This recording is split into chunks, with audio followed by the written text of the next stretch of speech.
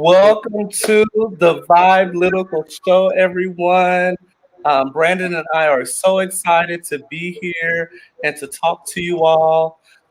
So, as you can see, the background is a lot of emojis laughing, and our topic today is versions of laughter. Mhm. But before we get started, um, we would like to see how you all are doing. How are you all doing today? And I know that we do record live and everything like that, and then for those of you that come on after, will see this. But let us know how you're doing. We'll be commenting and interacting with you all. And one disclaimer that Brendan and I talked about offline is during this show, anytime that you want to speak out on a perspective that you have on this show, please feel free to express that.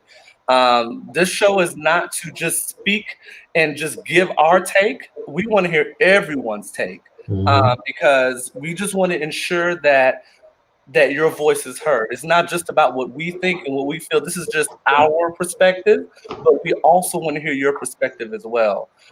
So that's one thing I want to put out as a disclaimer, because Brendan and I talked offline, and we don't want any individual feeling like they can't speak. So during this show or any show that we put up, on the Sundays, as you all know, we will be doing topics, but on Wednesday or Thursday, we'll be doing pop ups. But anytime we are on, please feel free to speak and let us know what you feel. If you even disagree with us, I mean, that's perfectly fine. But of course, as long as you're respectful and not cussing us out on the live.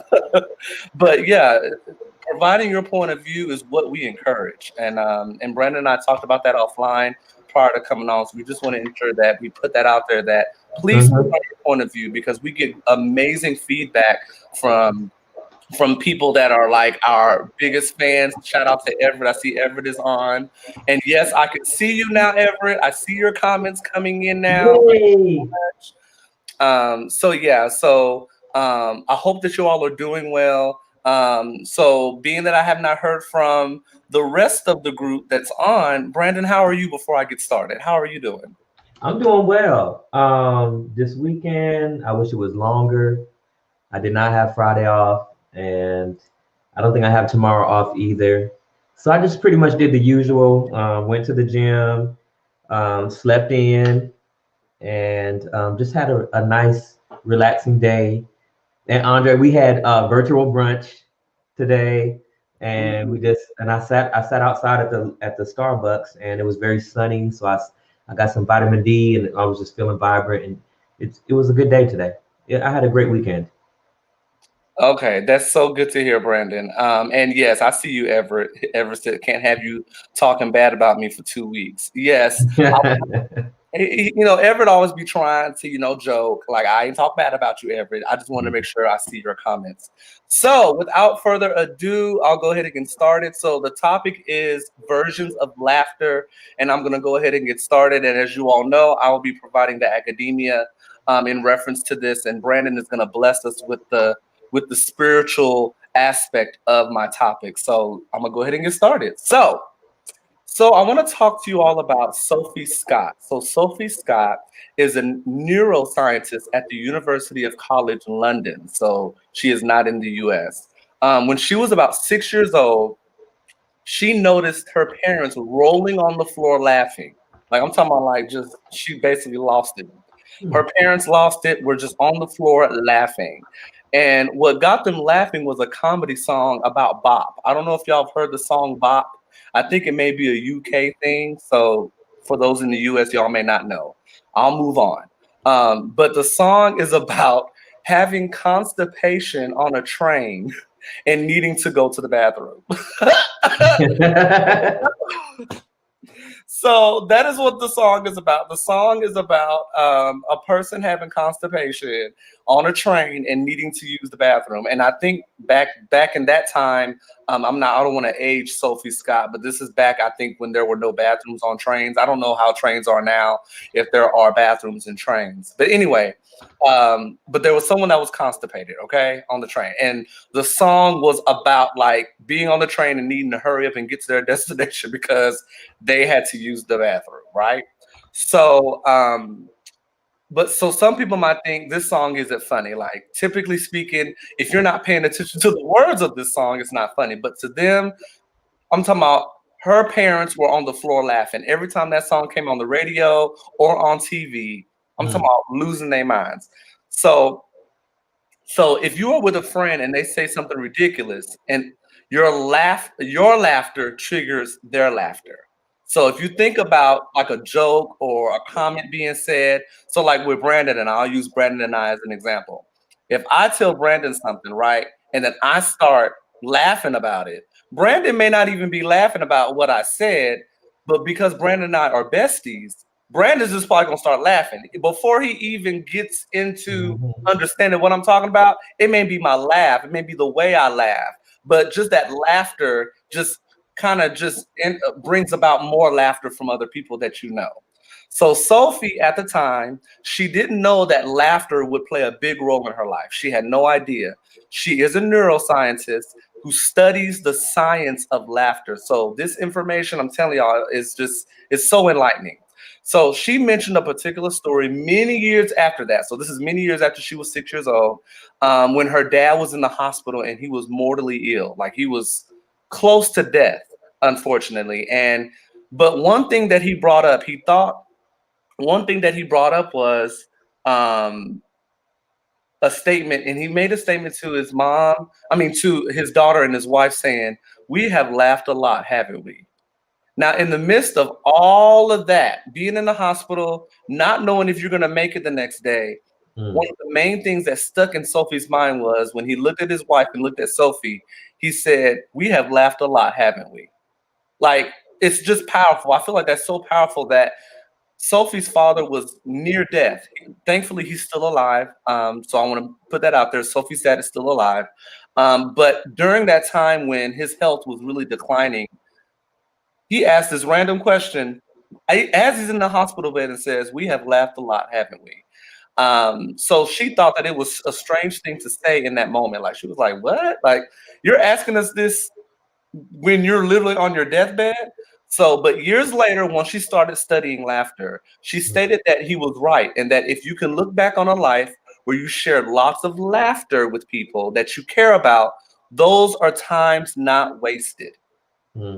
I bet any one of you all watching, and even Brandon, if you can think back to a time when you were with your friends and family, a lot of y'all will probably not even remember what you laughed about, but you will remember that laugh. The laugh is significant.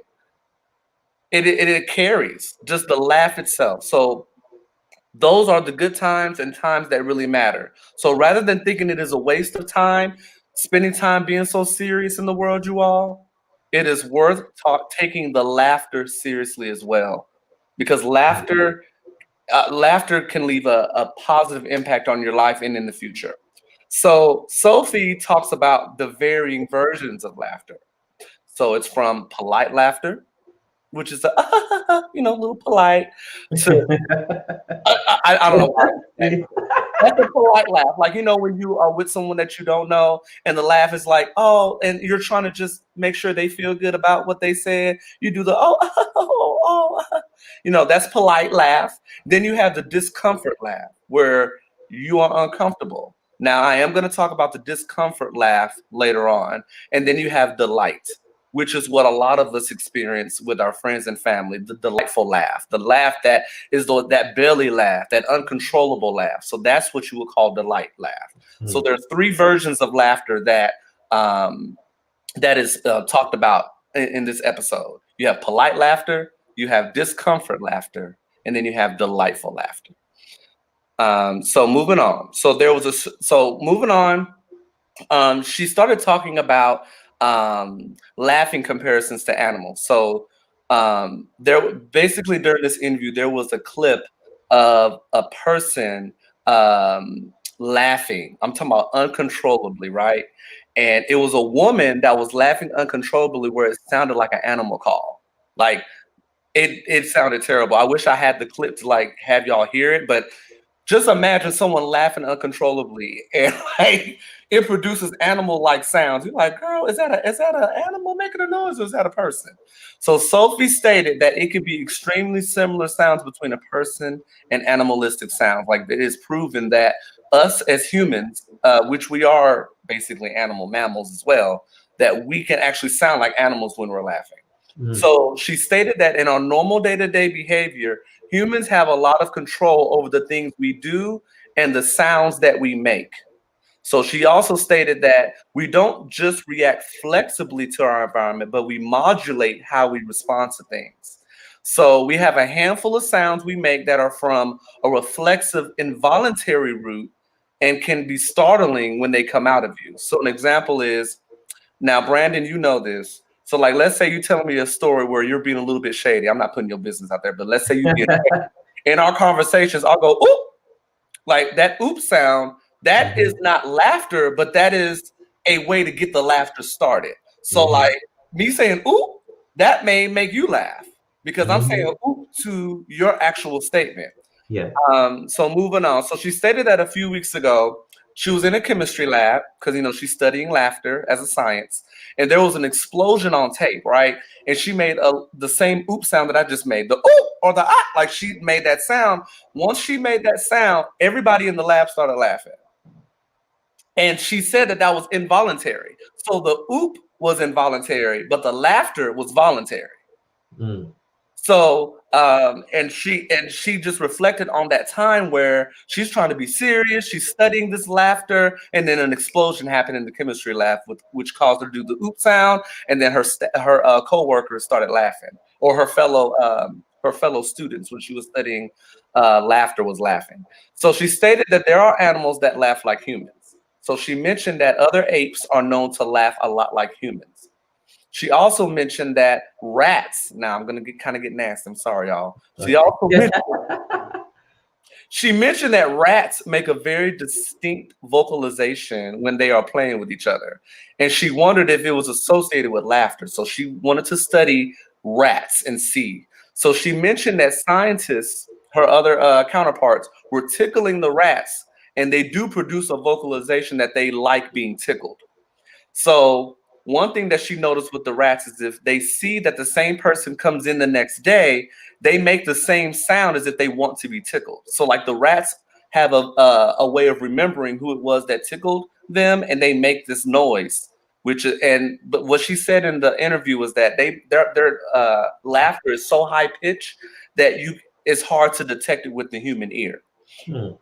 So she also mentioned that if a person tickles a baby rat, the more that the rat would love tickling when they are an adult. So she stated that if a person removes the voice box from the rat and they can't make the vocal sounds when they're playing with other rats, they are more likely to get bitten by another rat. And why do you think that is?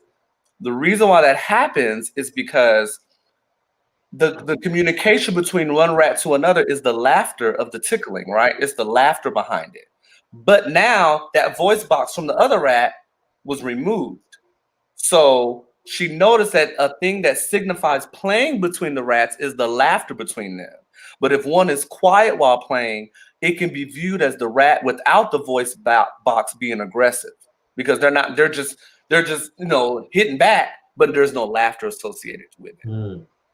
So there was another clip that was played, because there's a lot of clips that were brought up in this interview.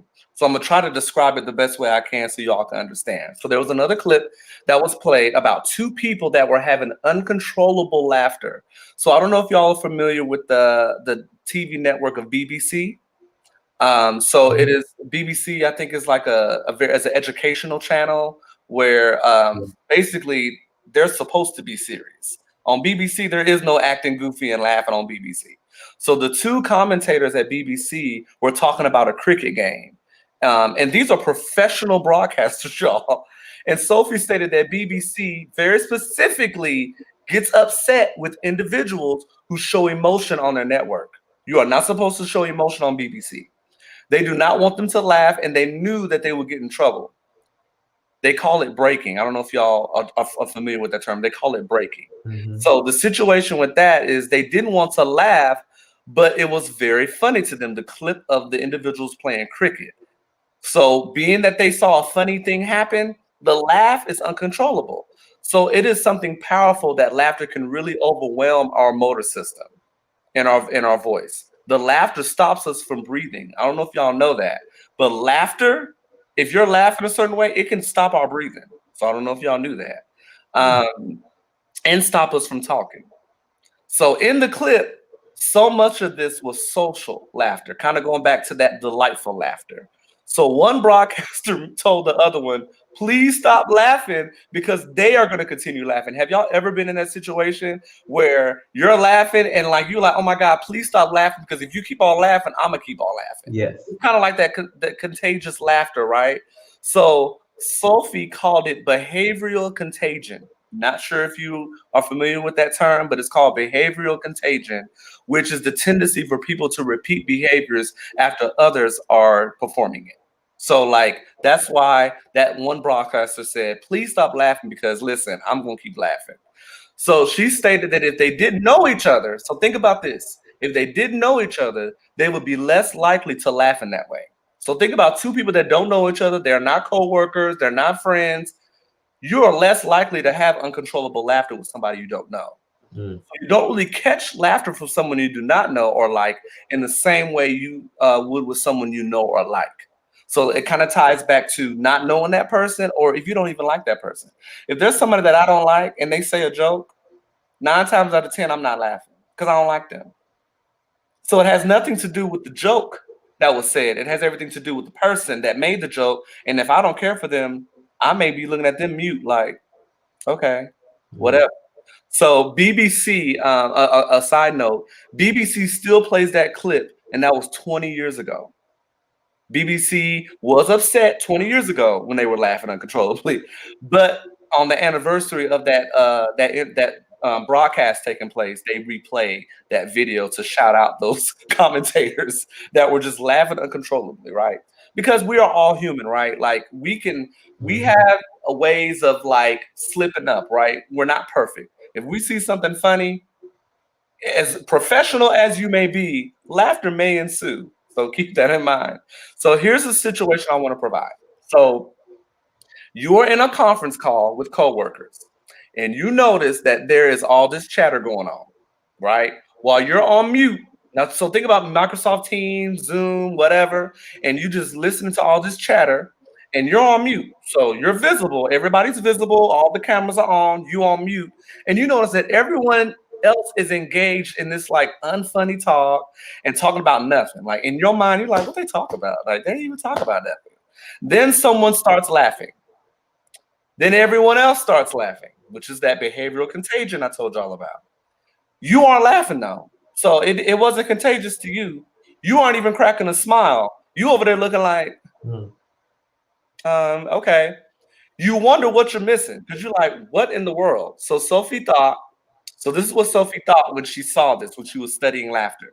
Sophie thought that humor was the main thing that brought in laughter, but it isn't. So I want to talk to you all about Robert Provine. He's a psychologist, and he says that although we think we laugh at the humor and the jokes, most of the reason why people laugh is clearly social. So your social gathering. So if you don't know those individuals and you don't know them, that joke could be doggone funny. But if you don't know them and don't interact with them on a day-to-day basis, you ain't it don't matter what the joke was. It doesn't matter that the joke actually landed good and people are cracking up and having uncontrollable laughter. It's just that you weren't in that and you felt like an outcast. You're like, it ain't funny. So he mentioned that when we laugh, it's really social laughter. It is not necessarily the joke. So we are primed to laugh when we are around people we know versus laughing by yourself. So when you think about that, like think about it. If you're watching a comedy show, watching a shout out to Tiffany Haddish, that's the first comedian I thought about. Tiffany Haddish is funny, y'all. But 9 times out of 10, if you're by yourself, think about it. So let's think about if you're by yourself watching Tiffany Haddish. Now, Tiffany Haddish is hilarious. I think she does that. We ready? I think that's what Tiffany Haddish does, right? Let's say you watching her, right, by yourself.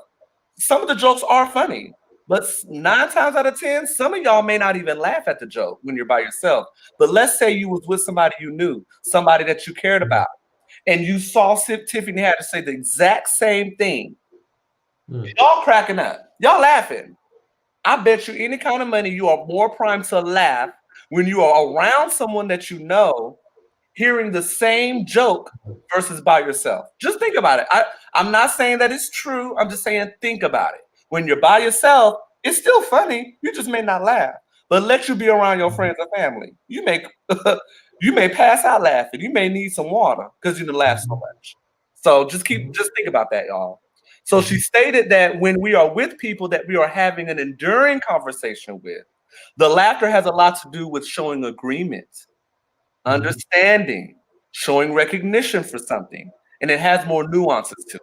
So keep that in mind, y'all. That's kind of when she was studying laughter, she was like, dang, if you're having a deep conversation with somebody and you're laughing, it has a lot to do with agreement to what they said was funny or understanding of what was funny and showing recognition to it. Like, I'm paying attention to you and I'm laughing as a result to what you said. And it's because you said it. May not be because of the joke, like I said before.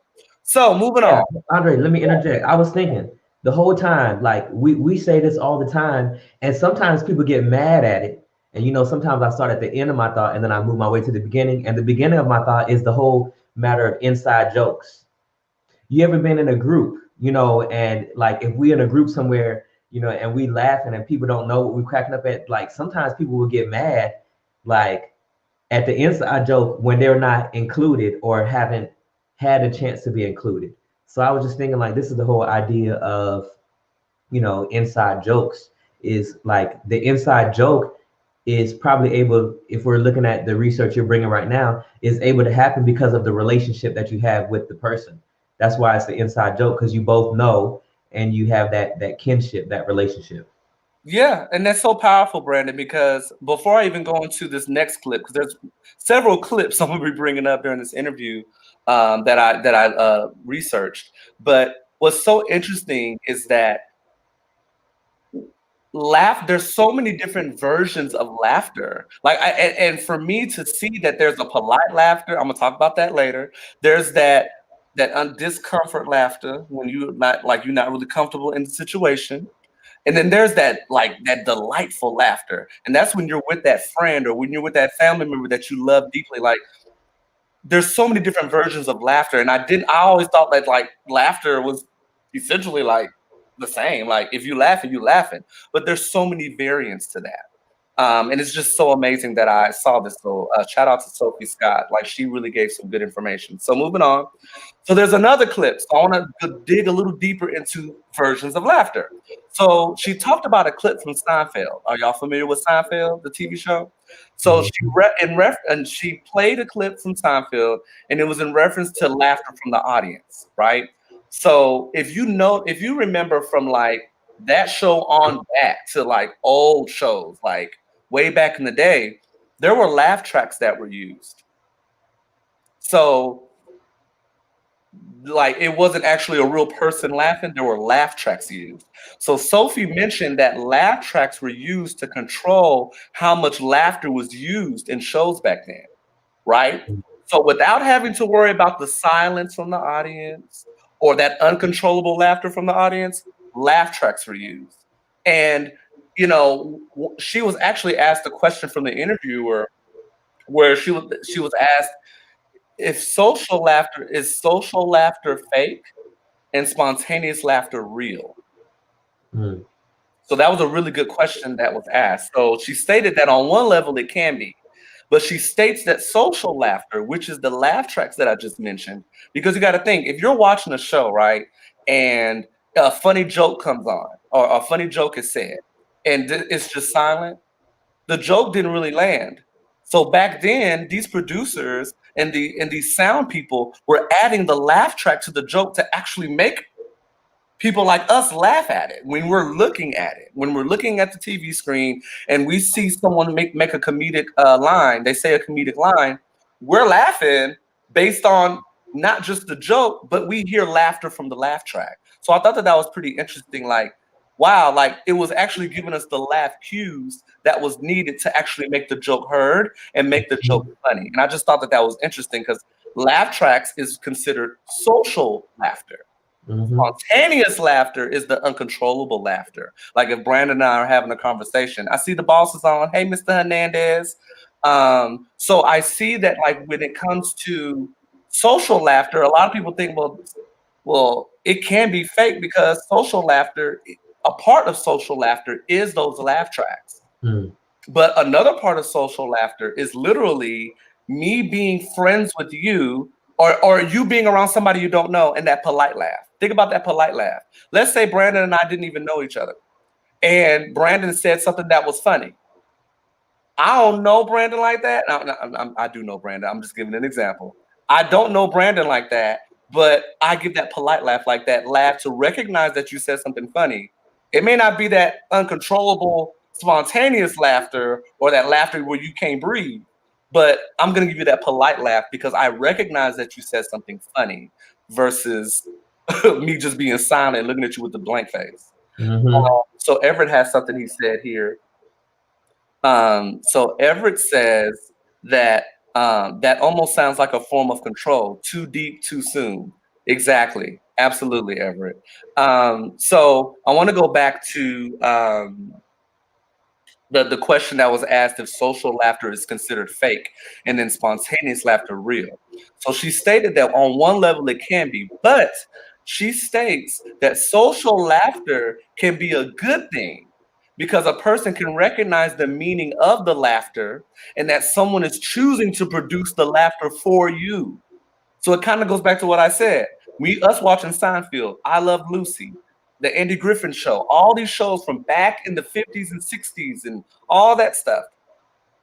It's a good thing that social laughter is there because that's a part of social laughter is for those producers and those sound people to produce the laughter for you, which produces that laugh for us to make because we hear laughter after the joke. So it's kind of like saying the joke landed because I'm hearing laughter after it.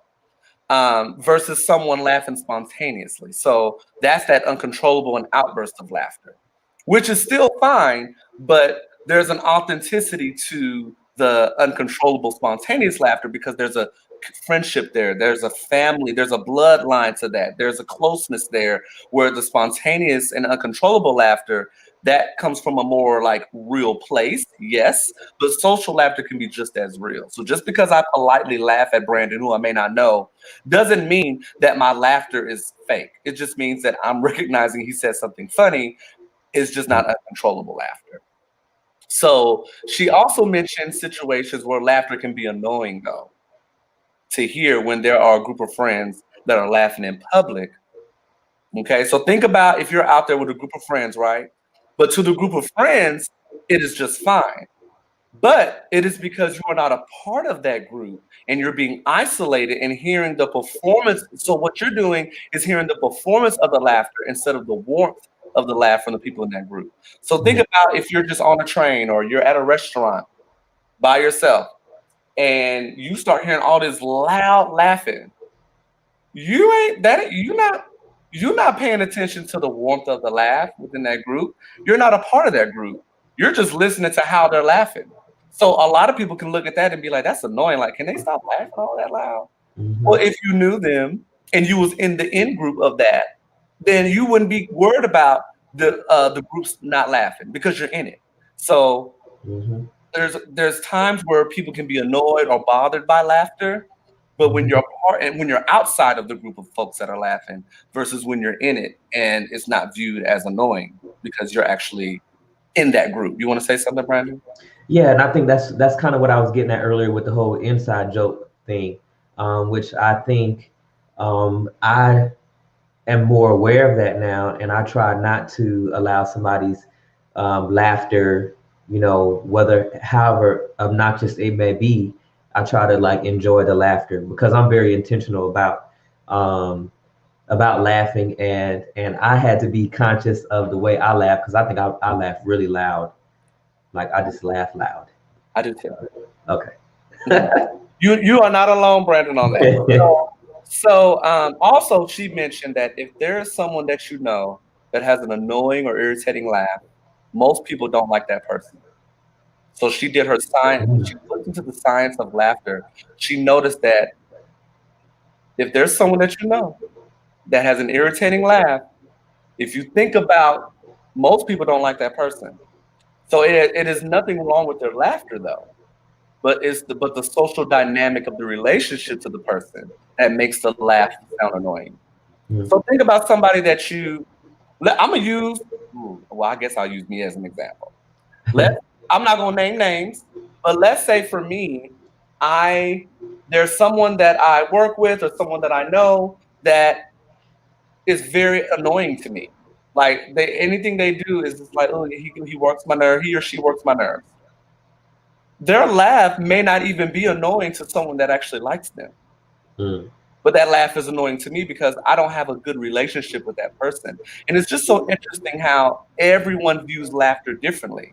Because that same laugh that person made may not even be annoying to the person that actually has a personal relationship with them and actually enjoys their company. But if I don't enjoy their company, their laugh is like, ugh, stop laughing. Like, ugh. Like, I don't like, it makes you want to throw up. And what made me want to throw up when I be hearing folks, I don't like laughing. Because I'm like, a part of me is like, oh, you fake. You ain't even really laughing. But no, they probably really are laughing. I just don't like them. So that's an example that I can use when it comes to like the social dynamic of the relationship to the person is what makes the laugh annoying, not the laugh itself. But what she did was she mentioned a hypothesis. Now, this has no data, so this is just a hypothesis. She says that if someone makes us laugh, we will say that they are hilarious and have a great sense of humor. But it is only because we like them and I laugh when I'm around them. So it has, once again, it has nothing to do with the joke. Let's say, I'm going to use Brandon and I as an example. Let's say that I say a joke that is not funny. Like, if I say a joke and the joke is like terrible, Brandon, 9 times out of 10, will probably laugh because it came from me. Because there's a relationship there where Brandon likes my company. Brandon likes me. So what I said did not land to the other person that don't know me. But Brandon's going to laugh anyway because Andre said it. And it's funny. Really? Yeah. Brandon may go really, and then when he does the really, what he just did, then we all both start laughing. So we forget about the joke or whatever I said that was lame, but now we're laughing at the really or the response to it. So we attribute our laughter and the lack thereof to the people that we know. So just remember that, y'all. Like, we attribute our laughter and the lack thereof to the people we know. And that's just an hypothesis that she had. So laughter can tell us about relationships between people, y'all. So Sophie conducted an experiment to show that the brain actually processes different kinds of laughter differently.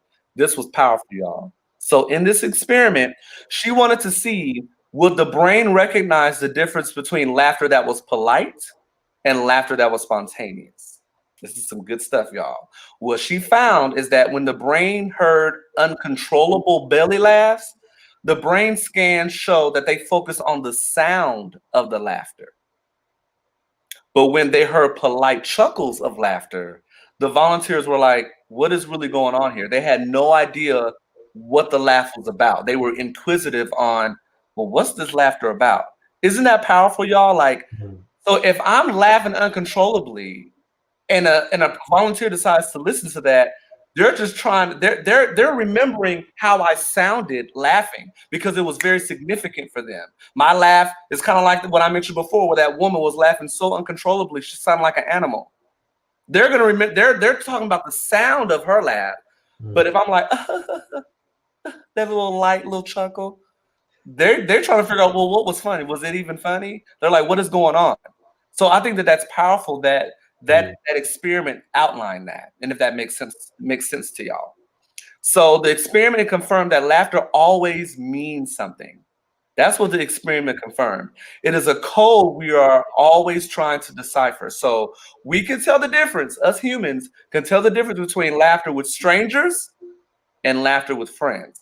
All you need to do is hear it for 1 second. Like literally just hear it for 1 second. So there was another study performed where people from 24 different societies throughout the world were asked to depict the difference between strangers and friends laughing together. And guess what the success rate was? 99.8% success rate of correct responses to the study. So when those individuals heard laughing between friends, and it was a 1 second clip, 1 second, they just heard the laugh for 1 second. Now, that's very quick. 99.8% of those people that took the survey got it right. They were able to tell the difference between friends laughing at something and then when two strangers are laughing at something. And I think that is so interesting. Yeah. So this emotional meaning to laughter is usually positive, you all, but not always. So now I'm going to talk to you all about the connection between laughter and power. Okay. What I'm getting ready to tell you all, and I have to put this out there, this is involving someone that has experienced and that has alleged sexual assault. So I'm just wanting to put that out there before I get into this next scenario. So what I want to talk about is there was a moment when the role of laughter took center stage, y'all. And during the 2018 Supreme Court confirmation hearing with Brett Kavanaugh, do y'all remember that hearing with Brett Kavanaugh when he was going to be the Supreme Court person? So do y'all remember Dr. Christine Blasey Ford? I think I said her name right. Doctor Christine Blasey Ford. Yeah. She accused Brett Kavanaugh of sexually assaulting her in front of a friend. And he has denied the allegations. The U.S. Senate brought her to testify, right? And she was asked about the allegations and was asked to identify the most vivid memory of that night. Do you know what that memory was, y'all? Are y'all ready? And now I don't know if y'all have watched it or remember exactly everything that she said, because this is from 2018, so it was a while back, but I'm going to highlight it. Dr. Blasey Ford said that the most vivid memory she had. The last of the men. I remember that testimony. You better say it, Brandon. Yeah.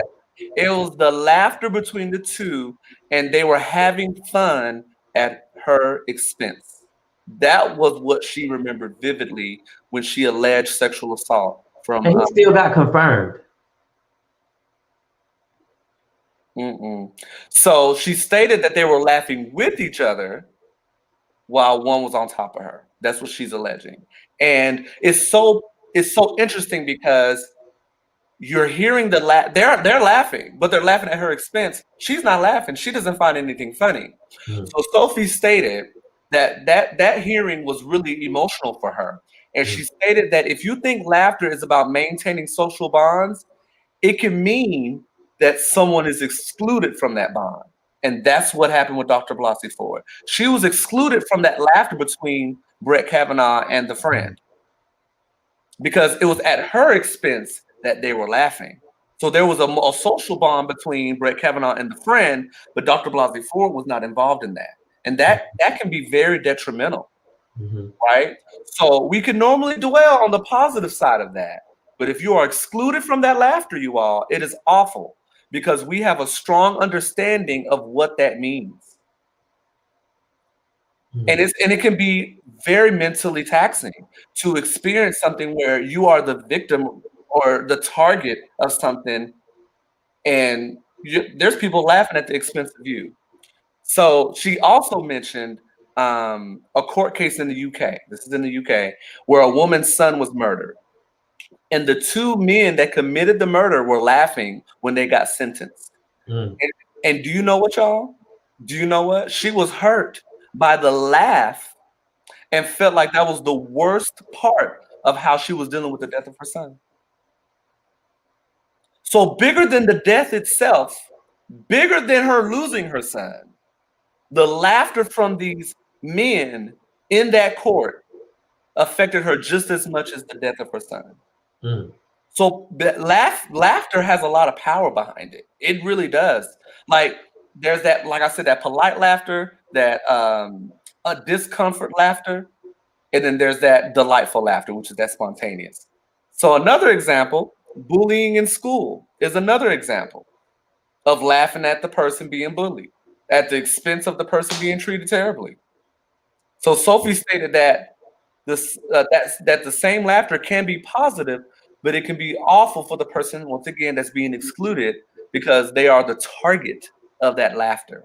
Mhm. So I'm gonna move on to another example, and it does involve Donald Trump. So I'm just gonna let y'all know. So there was a famous clip from 2005, and I know y'all remember it, where Donald Trump filmed an episode from Access Hollywood, and Trump was talking about the woman he was about to meet. And he was interviewed with Billy Bush. I don't know if y'all know who Billy Bush is. Mhm. And the role of laughter here displayed during this conversation was, you all know, where he said, "Grab me by the, you know what," right? So when Trump was addressed about these comments, Trump said, "Well, it was all a joke. It was a joke." So one of her main points was that comment that was made by him, there was laughter with him and Billy Bush. But did that benefit any of the women that heard that comment? Mhm. They laughed at the expense of a woman's genitals being basically talked about in a derogatory way. So that comment, he said, it's all a joke. There was no apology for it. There was no accountability saying like I was wrong for that. He just said, "Oh, I was joking," not thinking about how a woman would probably be talking about grabbing a woman's private parts by just grabbing it without the consent. I'm just gonna grab it. So, Sophie, also, you want to say something, Brandon, or you want to? How you know? Yeah, because I saw your hand move. So go ahead. Well, I was just thinking too, like at the expense, like he had at that time he had a daughter. He has a daughter. Um, He has a couple of them. okay, a couple of them, Trump and Ivanka Trump. and he has a mom.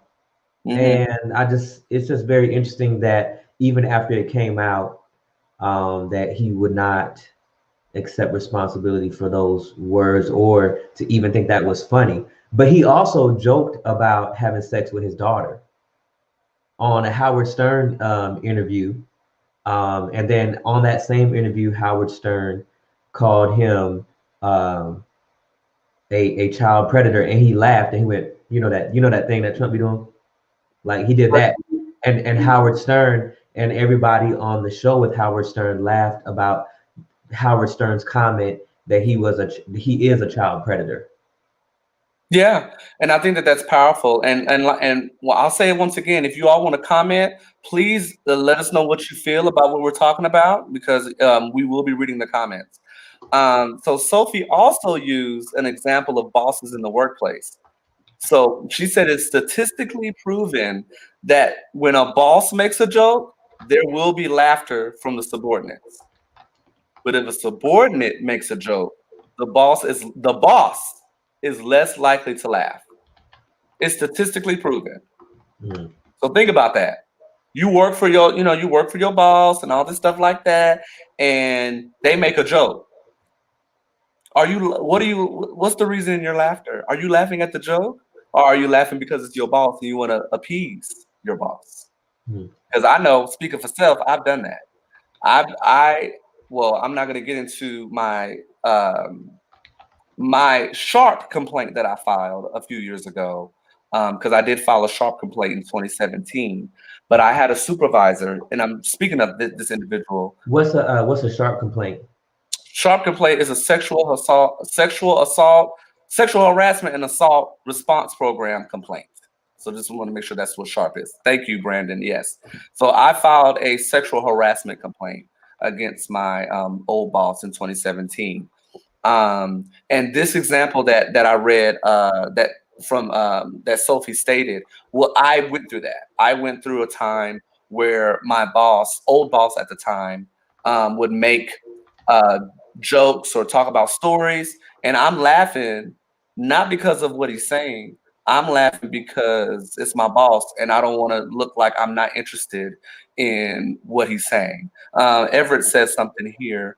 Um, Basically, I am hearing it is not the joke, but the person making the joke. Yes, Everett, that is exactly what that is. It's not the joke.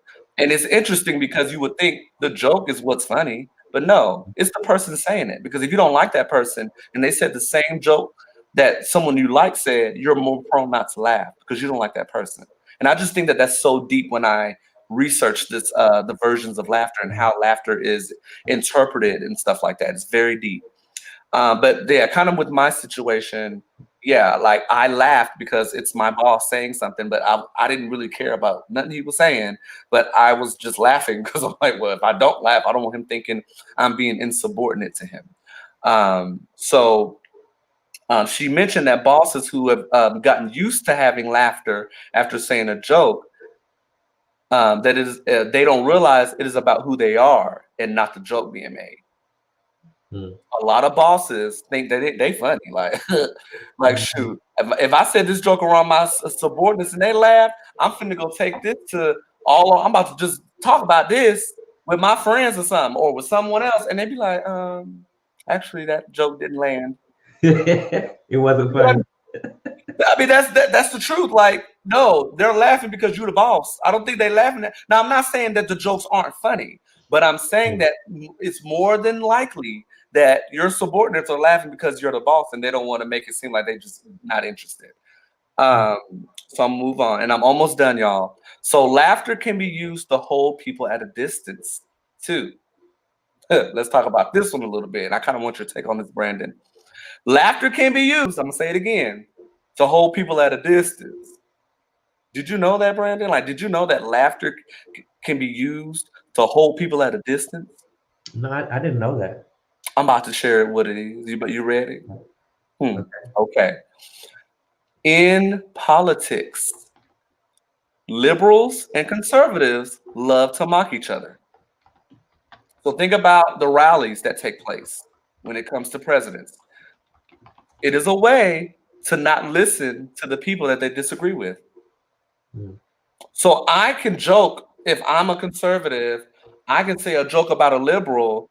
The conservative group of folks laugh, like they laugh, but those liberals are not going to want to talk to me because I'm mocking them. I am saying I'm laughing and joking about a whole different set of people that I want to keep at a distance. I don't want to work with you.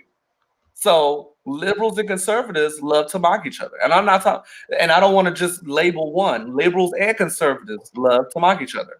And it is a way to not listen to the people that they disagree with. Laughter becomes a weapon to solidify the distaste that each group has for one another. It's powerful. That laughter of keeping that other group at a distance, it can be used as a weapon to solidify the distaste that each person or each group has for one another. It's deep. It's so deep. So in closing, I want to mention something that Sophie brought up at the very end of this interview. So Sophie was a stand-up comedian as a neuroscientist, right? She was a stand-up comedian, and she was like, you know what? I'm studying laughter, right? So if I'm studying laughter and trying to get my education on studying this, I might need to do some stand-up comedy to actually hear how people laugh or how people respond to things. So she stated that the first time she got a really good laugh from the audience was when she finished. And there was a standing ovation. And the MC said, ladies and gentlemen, Sophie. And I'm talking about the audience was clapping and laughing at the same time. And that made her feel good. Because usually, you know, if you do stand-up, people do stand-up comedian, they're just clapping and cheering. They were still laughing as they were cheering for her. Like there was still laughter in, like, it's like they were remembering all the jokes she said and was giving her a standing ovation and looking at each other, laughing and laughing. The next time she got a good laugh was when she mentioned how laughing stops people from breathing. And what she did was she put her neuroscientist hat on during this time, and the people lost their minds because all she was doing was using these big old words they didn't understand. But the way she said it and the way she articulated it was funny. And being that she's a stand-up comedian, guess what? She formed relationships with the audience. The audience knew who she was, so they were more receptive to laughing. So now it goes from that social laughter that I talked about before to that spontaneous laughter. Because now she has made herself known in the city she was in the UK, and now it turned into spontaneous laughter. There were times when she would say something and she wouldn't even think it would get a laughter response, and then here's 2 or 3 people in the back busting a gut laughing. And that made her feel good because she's like, oh, wow, I went from people just socially laughing because I said a joke to now it's spontaneous and more free and more. And she just was so happy that she was able to be successful as a stand-up comedian, and she was able to really articulate and study laughter in its entirety.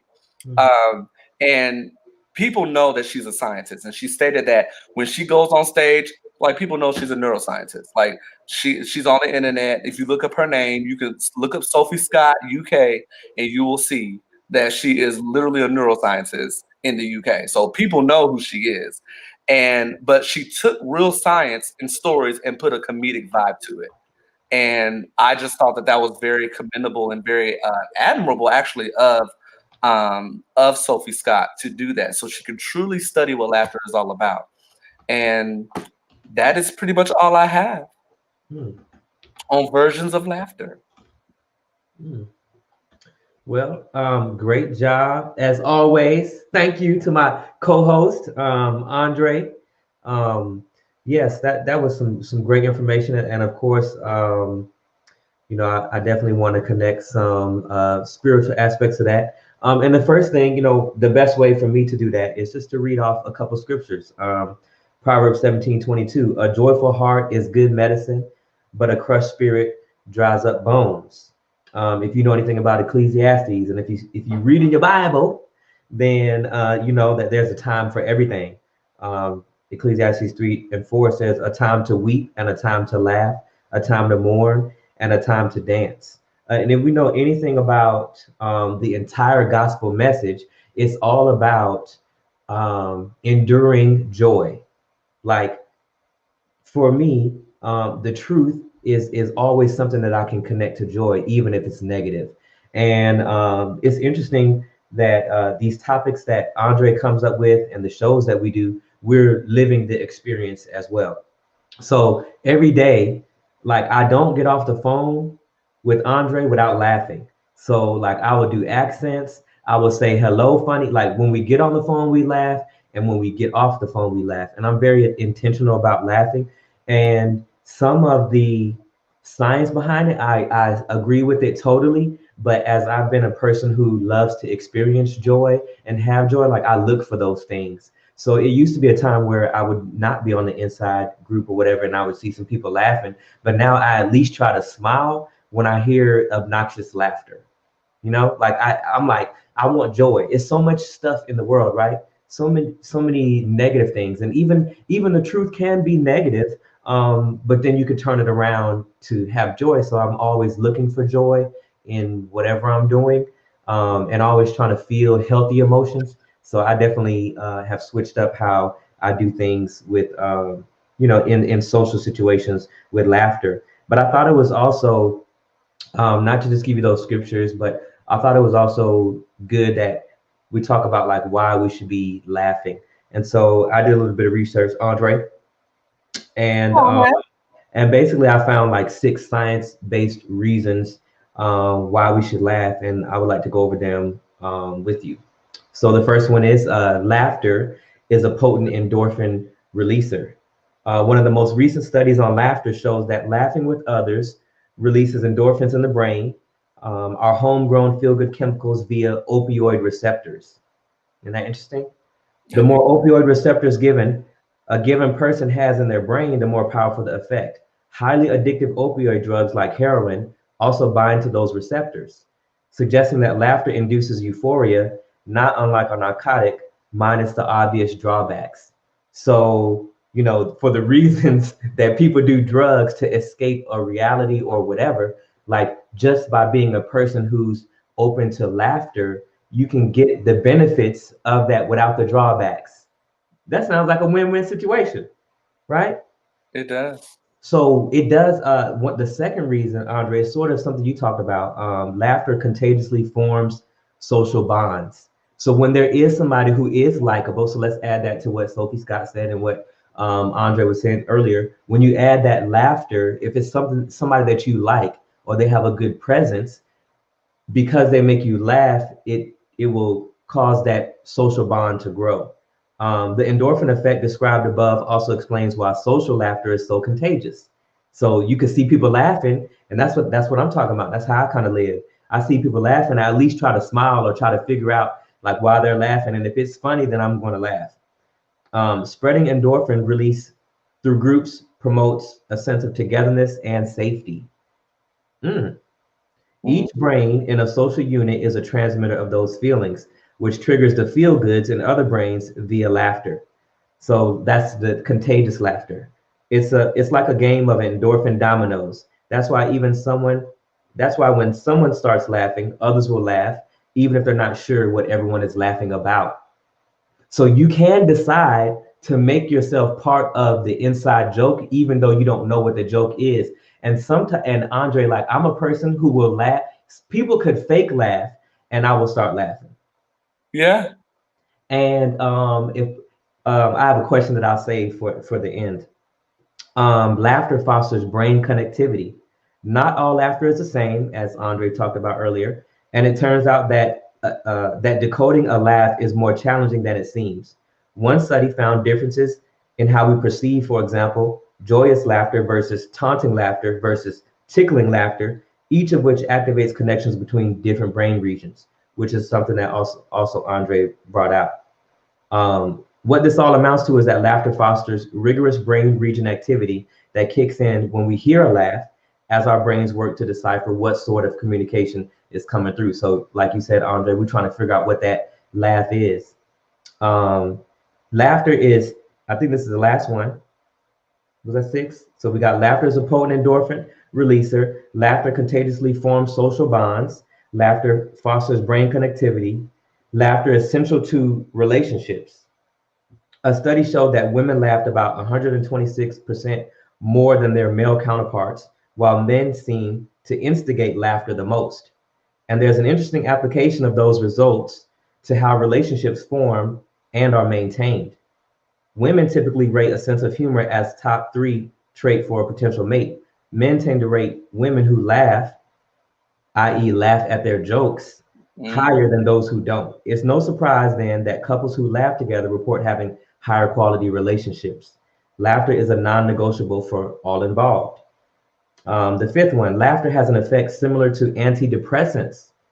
So this connects back to the scripture, like, you know, a merry heart is like a medicine. Laughing activates the release of neurotransmitter serotonin, the same brain chemical affected by the most common types of antidepressants, or SSRIs. It's not clear from the research how long this effect sticks around, but the burst of brain activity laughing triggers is undoubtedly potent, at least for short periods of time. And the last one is laughter protects your heart. Research has shown that laughter has an anti-inflammatory effect that protects blood vessels and heart muscles from the damaging effects of cardiovascular disease. Hold up.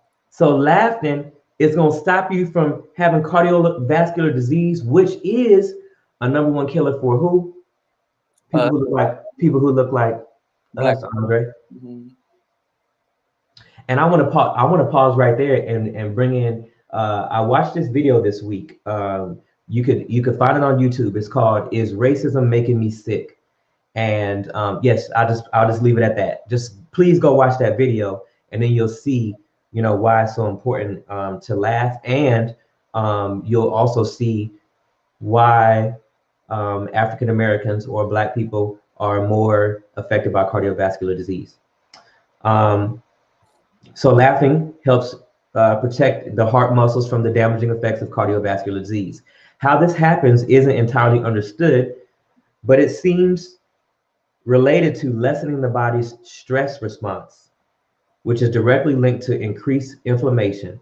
Regular, hearty laughter should probably be part of every heart disease prevention program. And I would say with that laughter should be part of your everyday life, especially the way that things are going, you know, adjusting to the pandemic. You know, it's interesting. I don't know if you did this on purpose, Andre, but it's almost like this season is kind of like Genius so far. So we started off with stereotype threats, and then we went to coping with hardship, and we gave some ways. You know, our way is not necessarily your way, but we gave some ways to hope to help cope with hardship. And now we're giving you more reasons and ways to cope with your hardship through laughter. And now we're connecting it all in the science base that a overall healthy person, whether that be in relationships, because some of those hardships come from relationships. Just spending that time laughing and maybe spending time around people who make you laugh will increase your quality of life. Because a lot of what we're talking about so far is kind of about wellness and how to think and live on your own. We are like a wellness show, though. Yeah. It's a show because Brandon and I have talked offline about this. We are a show. We are a show that is a online show because we're giving you a show based on, but I feel like it's based on wellness because I mean, I agree with you, Brandon. I do feel that it is genius. Unintentional too. I don't even think it was intentional. Like we're talking about a couple of hardships, and then it was on my heart and on my mind to talk about versions of laughter. And the only reason why and I'm not justifying anything, but I'm just saying the reason why I felt that versions of laughter was necessary for our third episode is because we talked about two topics that were very heavy. So one thing that I may do is always try to balance out like the deep stuff, the stuff that's like ooh, and then kind of give y'all a kind of like a uplifting one, but education and spiritual aspects as well, So I mean it was unintentional, but yeah, Brandon, thank you for pointing that out. I think the flow of what we do is through the Most High, and I think He got it to do it this way. Like, I mean, if you think about it, like because I didn't think I was going to talk about versions of laughter. There's another topic I got stuff in my mouth, by the way, that I want to cover. But I think versions of laughter was really good to do after stereotype threats and coping with the hardships that we all go through in our lives. And I think a good way to cope is by laughing, laughing at things and purposely watching comedy on TV, not watching those things that are, not so good and for your spirit. Most definitely. And I think it's good to take a break and you don't have to be aware of everything. I take a break from the news. I think it's good to this weekend. I don't think I watched any TV really. I think it's good to take a break and unplug a bit. And I do think this is interesting too. Like, okay, so when it comes to laughter, I think there are times where you probably need to laugh more. Like when you're under more stress, you probably need to laugh more and be more intentional about your laughter and really find a way. And this is what the Most High does for me. Find a way to have continual and enduring joy in your life. So even when things, maybe you might not have nothing to laugh about, but your gratefulness keeps you connected to joy.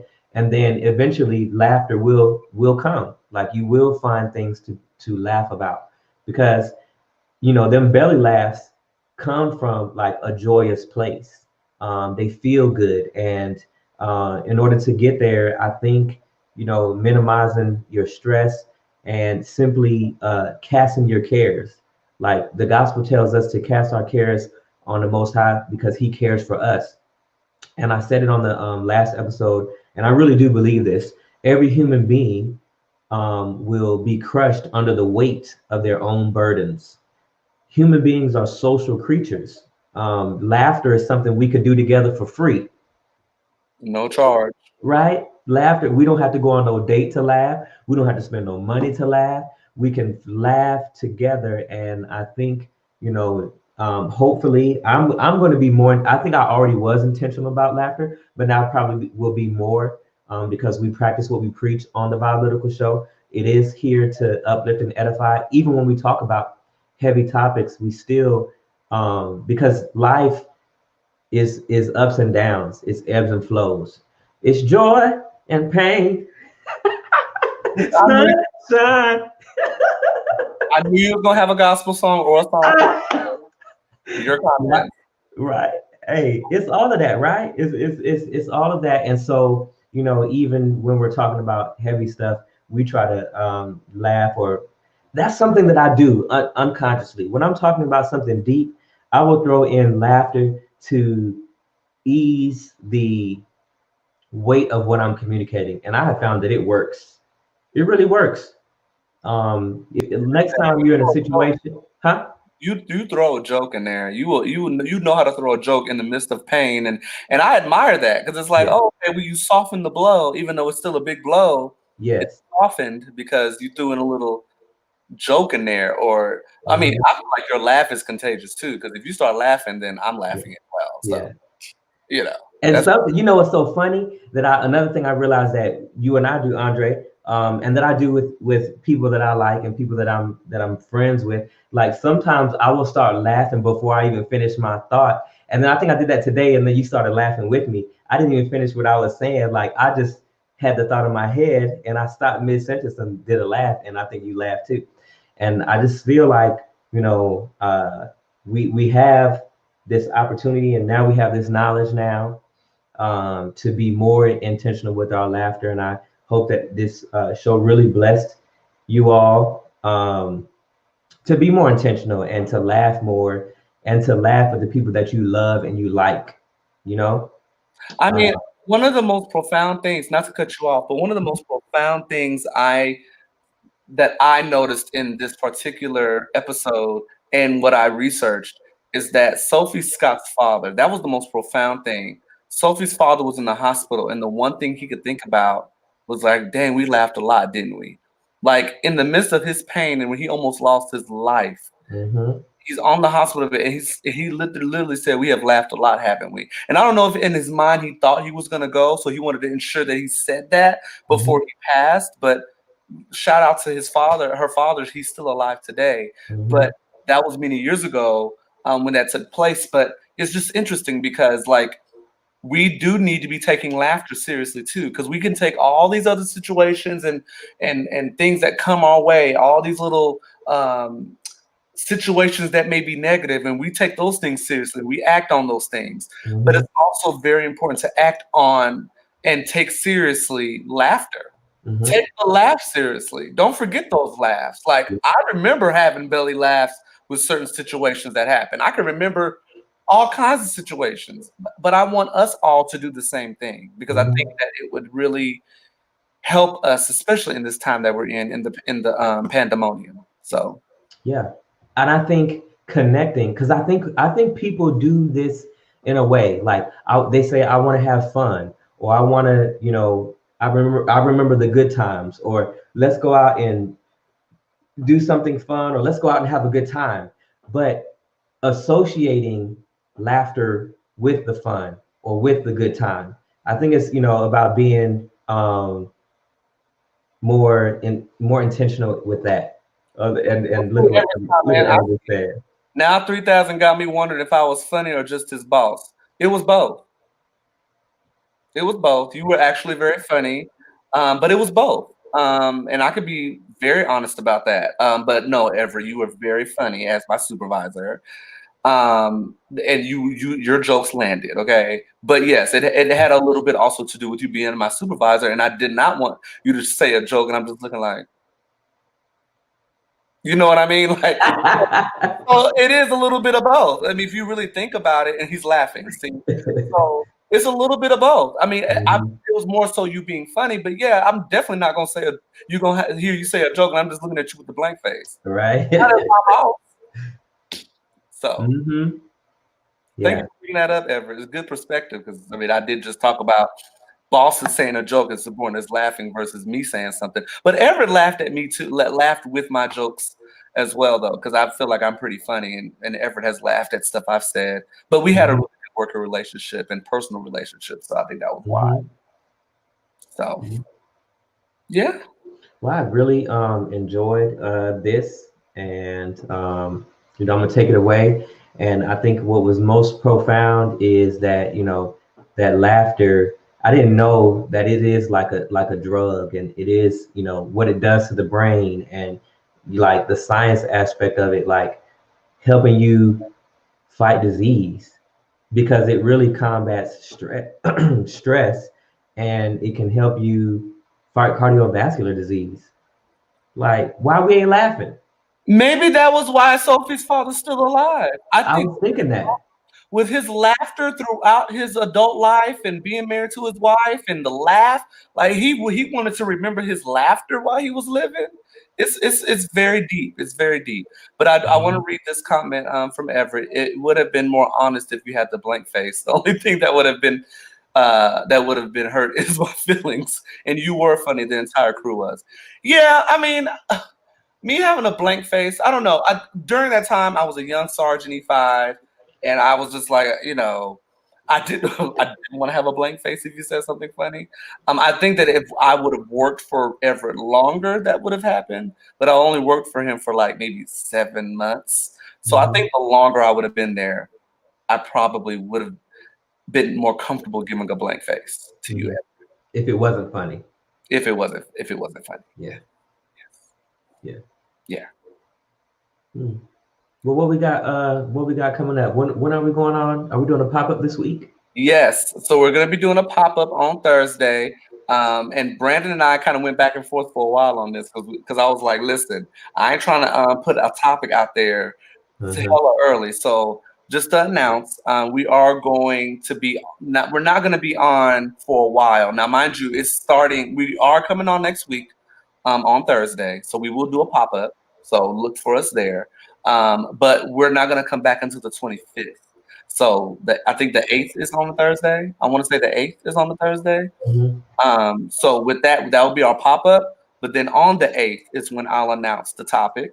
So you will all know the topic that's going to be discussed on the 25th way early. And we're going to promote it on the 8th when we go on our pop-up. So be on the lookout for that. But yeah, I will have a topic for you all then, and we're Brandon and I are working, honey. Like between Brandon working and then I'm taking leave myself, and so with us kind of doing our separate things or whatever, we won't really have an opportunity to go on after the 8th. But be ready for the 25th of April. There will be ever since these though. I know, but like it's live. That's a part of like kind of like a part of our thing. But we're putting it out. The different thing we're doing now versus season 1 when we didn't have this page was that we would take long hiatuses and not let you all know. But now Brandon and I talked offline and said we do need to let them know when we do these cliffhangers, as Everett says, you will still know when we're coming back and you will know the topic. So Everett, work with us. That's what we do. Yeah.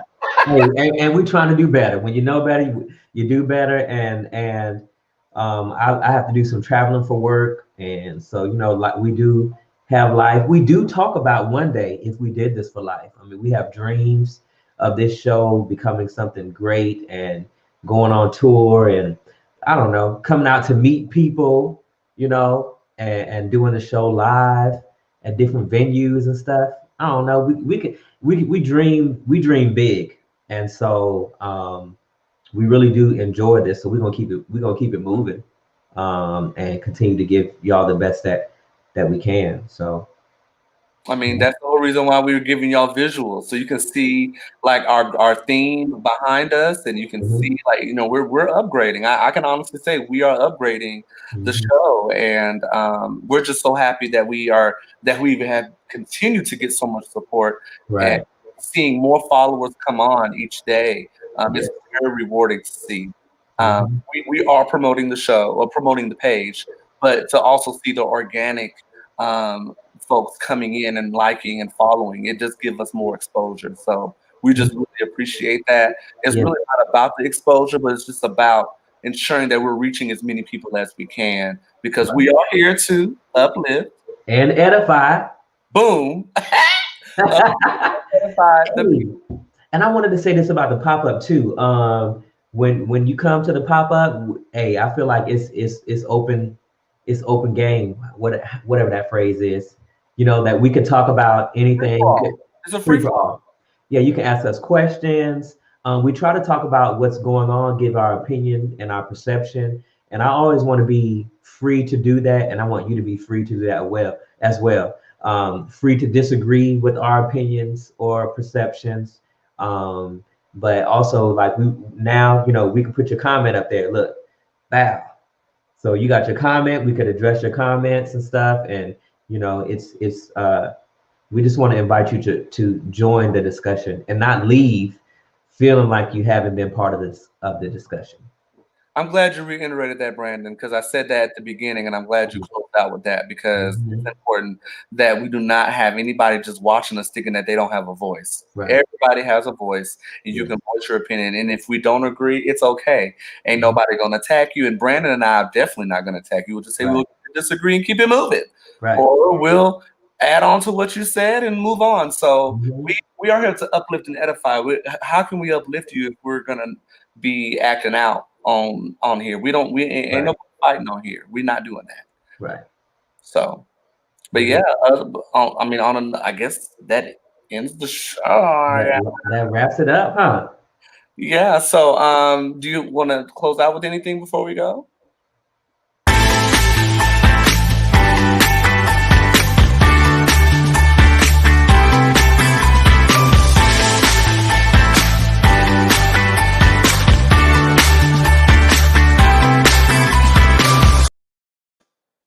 See y'all Thursday for the pop-up. What time we coming on, Andre? We are coming on. So let's do 7.